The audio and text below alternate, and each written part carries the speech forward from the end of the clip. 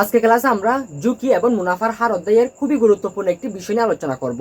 সেটা হচ্ছে প্রত্যাশিত আয়ের হার নির্ণয়।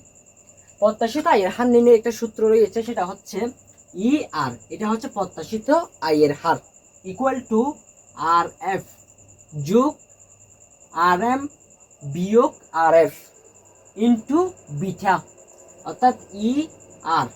ই দিব প্রথমে, আমরা ব্রেকেট দিয়ে আর দিব। এটা নির্ণয়, এটা ইঙ্গিত করা হচ্ছে প্রত্যাশিত আয়ের হার ইকুয়াল টু আর এফ যোগ আর এম বিয়োগ আর এফ ইন্টু বিটা।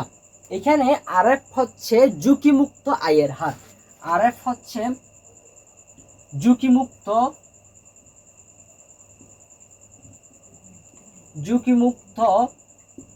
আয়ের হার, ঝুঁকিমুক্ত আয়ের হার। আর এখানে আর এমটা হচ্ছে বাজারের আয়ের হার, বাজারের আয়ের হার, বাজারের আয়ের হার, অথবা বাজার আয়, অথবা বাজার আয়, অথবা বাজারের আয়ের হার, বাজার আয়ের হার। আর এখানে বিটা হচ্ছে ঝুঁকি, বিটা হচ্ছে ঝুঁকি, বিটা এখানে ইঙ্গিত করা হচ্ছে ঝুঁকি। তাহলে আর এফ হচ্ছে ঝুঁকিমুক্ত আয়ের হার, আর এম হচ্ছে বাজার আয়ের হার, আর বিটা হচ্ছে ঝুঁকি। এখানে একটা আমি প্রশ্ন লিখে রেখেছি, ঝুঁকিমুক্ত আয়ের হার 6%, বাজার আয়ের হার 9%। ক কোম্পানির ঝুঁকি 2 হলে তার প্রত্যাশিত আয়ের হার কত?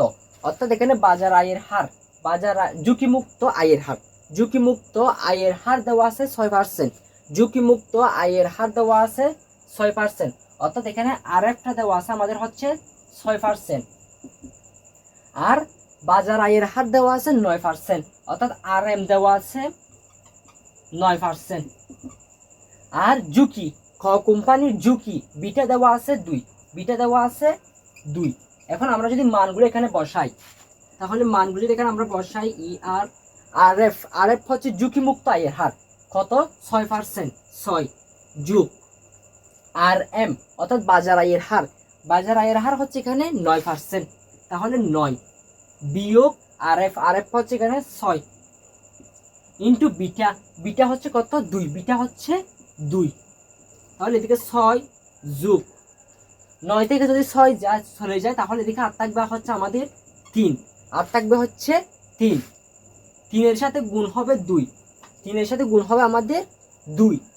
তাহলে এদিকে থাকবে 6 যোগ 3 দুগুণ 6, এই দুটো যদি আমরা যোগ করি এটা আসবে 12%।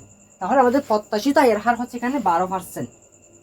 তাহলে প্রত্যাশিত আয়ের হার নির্ণয়ের সূত্রটা হচ্ছে E R equal to R F, R F যোগ আর এম বিয়োগ আর এফ ইন্টু বিটা।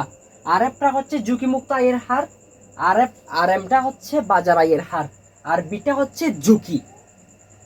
যদি আমরা মানগুলো এখানে বসাই, তাহলে 6 অর্থাৎ ঝুঁকিমুক্ত আয়ের হার 6%, 9 হচ্ছে বাজার আয়ের হার 9%। 9 থেকে আমরা 6 বিয়োগ করে আসবে 3 গুণ 2, 2 হচ্ছে ঝুঁকি অর্থাৎ বিটার মান। তাহলে 3 দুগুণ 6, 6 আর 6 যোগ করলে হচ্ছে 12। এটাই হচ্ছে আমাদের প্রত্যাশিত আয়ের হার। এভাবে প্রত্যাশিত আয়ের হার নির্ণয় করা